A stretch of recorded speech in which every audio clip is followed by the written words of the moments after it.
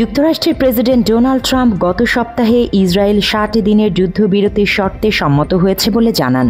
এই যুদ্ধবিরতি গাজার বিরুদ্ধে ইসরায়েলের প্রায় 21 মাস ধরে চলা যুদ্ধের ইতি টানতে পারবে বলেও আশা প্রকাশ করেন তিনি। হামাস শর্ত সাপেক্ষে এই যুদ্ধবিরতিতে রাজি। অন্যদিকে ইসরায়েলি প্রধানমন্ত্রী বেনিয়ামিন নেতানিয়াহু হামাসের শর্ত না মানলেও আলোচনার জন্য কাতারের রাজধানী দোহায় আলোচকদের পাঠিয়েছেন। নেতানিয়াহু আজ সোমবার ওয়াশিংটন সফরে যাচ্ছেন। সম্ভবত সেখানেই এ নিয়ে একটি চুক্তি করতে চান ট্রাম্প। শনিবার তিনি সাংবাদিকদের বলেন, পরের সপ্তাহে অর্থাৎ এ সপ্তাহেই একটি গাজা চুক্তি হতে পারে।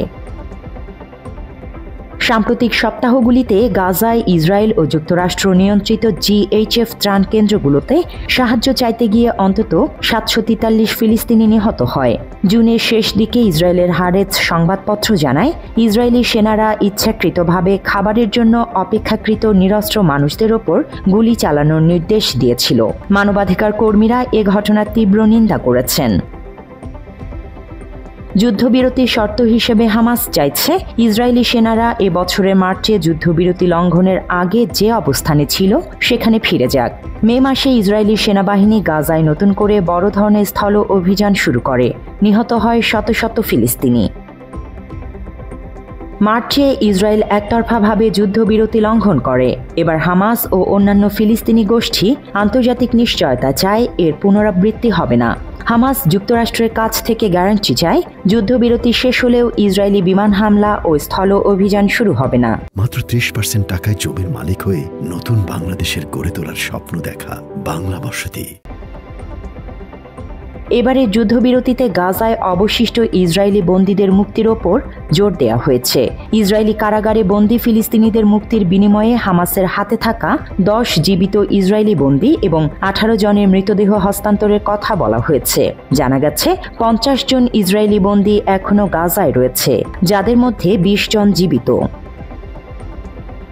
নেতানিয়াহু মূল প্রস্তাবে সম্মত হলেও হামাসের শর্তগুলোকে অগ্রহণযোগ্য বলে অভিহিত করেছেন।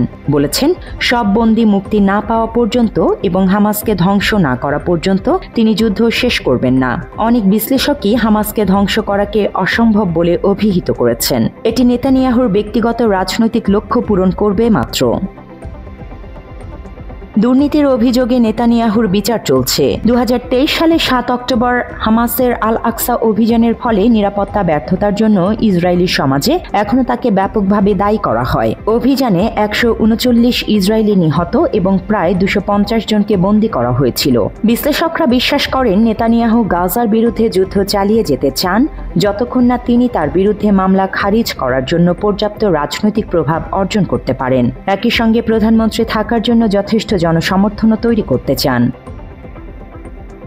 কাতার বিশ্ববিদ্যালয়ের আন্তর্জাতিক সম্পর্কের অধ্যাপক আদনান হায়েজনে আল জাজিরাকে বলেন, ইসরায়েল ও নেতানিয়াহু যুদ্ধবিরতিতে পৌঁছতে আগ্রহী নয়।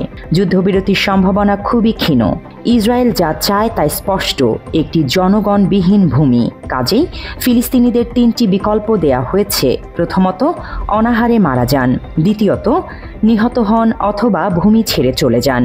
কিন্তু ফিলিস্তিনিরা প্রমাণ করেই চলেছে যে তারা যাই হোক না কেন ভূমি ছেড়ে যাবেন না। Desk report, Bangla addition.